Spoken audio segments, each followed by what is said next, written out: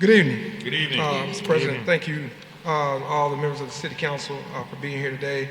It's good to see so many members of the community here that are both with us in person and those that are participating virtually. I want to start by discussing what happened this weekend with a devastating tragedy with gunfire erupted in a downtown entertainment district, claiming 2 lives and injuring 12 others. As we've said since that night, that this was an act of selfish and senseless violence, and our hearts are with those, and our prayers, more importantly, are with those victims and their families. The Montgomery Police Department is working with local and state law enforcement partners to bring those responsible to justice. We are grateful for all the community support and tips that we have received, but we're not going to be defined by the act of a few people or a handful of people. When you have thousands of people in your city, that's great. That's what has assisted us to have the largest budget in our city's history. Seeing the tourism and seeing people come and discover all the great things about our city, not just downtown, but throughout our community, many venturing out many miles beyond even our city borders. So we're proud of that, and we're not going to change our approach to what we do as it relates to bringing in entertainment and bringing in options for people throughout this city. We're going to make sure that when people come in or people live here, they're safe and that they feel safe, and that we make those adjustments to enhance everything that we need to do. But in order to do that, we've got to make sure that we're acknowledging some of the challenges to reduce juvenile crime, especially during late night hours. The council previously created an ordinance to implement a curfew in downtown Montgomery, and by restricting the movement of minors during specific times, we can help prevent them from becoming victims of or participants in criminal activity. This measure will focus on age, hours, enforcement, and parental accountability, especially in high-traffic areas like our entertainment districts. We're also conducting an audit of our surveillance cameras to ensure that they are not only functional, but that they can be enhanced, more of them with facial recognition technology, to better identify where and who, most importantly, are some of the bad actors. I want to encourage all citizens and business owners to register their surveillance cameras with the Montgomery Police Department's Star Watch program. Many of you already have, and many of you have been very helpful since late Saturday night, early Sunday morning in assisting us in this investigation, and we're grateful for that. But this will also help our officers respond more effectively during other emergencies and investigations. Together with the support of the City Council and our community, we will close the gaps that leave too many people vulnerable so that we can build a safer Montgomery for all. And while we confront these challenges head on, we also look ahead with hope and momentum. Now, as we confront the challenges facing Montgomery, we must also invest in long-term solutions that address the root causes of instability, economic inequality, lack of opportunity, and disconnection from community resources. That's why the Urban League's expansion into Montgomery is a significant and timely development. It will bring proven programs to our city that will strengthen access to workforce development, housing support, education, small business assistance, health resources, and community empowerment. For more than 50 years, the Urban League has worked across Alabama to advance equity and improve quality of life. In 2024, it served almost 10,000 Alabamians through housing counseling, financial stability programs, youth mentorship, and health services. This is not just a programmatic expansion, it's a strategic investment in the people of Montgomery. It aligns with our broader efforts to reduce crime, strengthen families, grow our economy, and make sure we bring opportunity to each and every zip code in our city. That will make us a more resilient and equitable community across the board. And it also reflects our commitment to partnerships that deliver real, measurable outcomes for our residents. But even as we invest in long-term solutions, we must also confront immediate threats to our community's well-being, none more urgent than the crisis facing Jackson Hospital. It's a cornerstone of care for Montgomery and the surrounding counties, and we know that it's under severe financial strain. We have had several meetings with executives from Jackson Hospital, as well as county and state leaders and those in the business community about its future.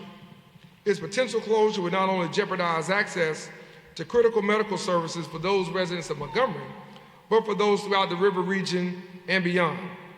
It would also stabilize broader healthcare infrastructure in those surrounding counties.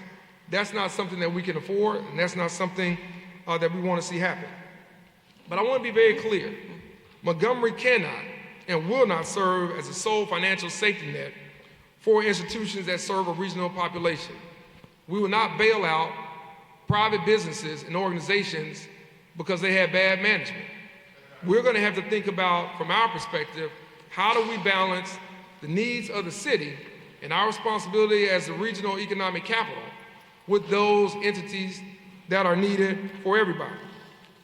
Jackson Hospital serves several counties in the river region, and since this is the case, other bodies of government must join to help stabilize and sustain this hospital. While we fully recognize the essential role Jackson plays, the city will act and must act with fiscal responsibility.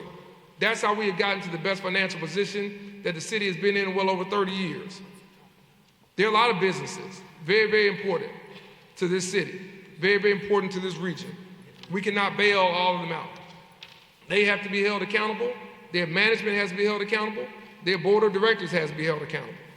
And so we can't compromise our financial future without clear accountability, enforceable commitments, and a shared investment from all stakeholders. I do not believe the city should back the hospital with any money without a firm written commitment from the state of Alabama, Montgomery County, and other regional partners. We have to make sure that we aren't going to be left holding the bag. So this moment also underscores a deeper issue. Montgomery lacks the revenue tools that most of our peer cities in this state rely on to fund essential services. Chief among them is an occupational tax. Without such a tool, our ability to respond to emergencies like Jackson Hospital's financial crisis is severely limited. We are initiating conversations with regional partners, state leaders, and we will continue to meet with our city council leadership and all the members of our city council to discuss our perspective and our position. Big point here is we need enforceable agreements. We need to understand what the terms of engagement will be. We need transparency. And we need the state to step up, not just with words, but with resources and policy tools that empower cities to act. We know that in some communities, there are dedicated revenue streams for healthcare. We don't have one of those revenue streams. We know in some cities, they're covered by other taxes that go into the city's general fund. We don't have that. We are handcuffed and hamstrung to be able to do things that many of us would like to see done. And so in order for us to adjust to where healthcare is in this city and in this region and this state, we're going to have to make sure that everybody comes to the table with a clear conscience and with a clear goal and objective of what they're willing to put in and not just take away. And so before any public funds are committed, I want the city council to make sure they ask the following questions, among several others. How will we keep the hospital accountable?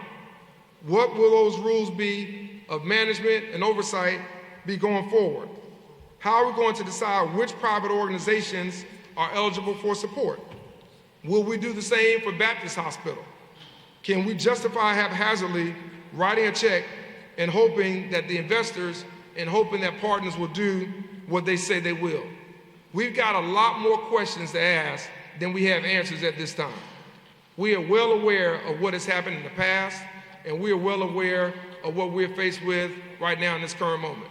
But for all of us, we have to think beyond just where we are right now, and more importantly, where we're going to be, and who and how we will get there together. Healthcare access is a shared responsibility, whether that's in recent legislation that has been passed at the federal level that restricts funding for health care, that impacts benefits, reimbursement, that will impact many of us as a city employee, what we pay moving forward. We have to make sure we're asking the questions, and we have to make sure we have the answer that we need to go back to the residents of Montgomery. So while we're looking forward to coming up with a great solution that works for the residents of Montgomery, we're going to need everyone to come to the table to make sure that they have the same type of commitment and the same level of energy that we have, not just today in terms of a crisis, but in terms of how we move forward to make sure this hospital stays on solid ground in the future, long after any of us are in our current positions that we now hold. If we fail to act together, city, county, and state, we risk losing more than a hospital. We risk the health and stability of our entire region. But that includes everybody acting transparently, acting with the best interests of each and every person that we're attempting to serve. And that's not just the city of Montgomery. That's everybody that's impacted by healthcare and this hospital and where it stands right now. Mr. President, I thank you for the opportunity. That concludes my message for the night.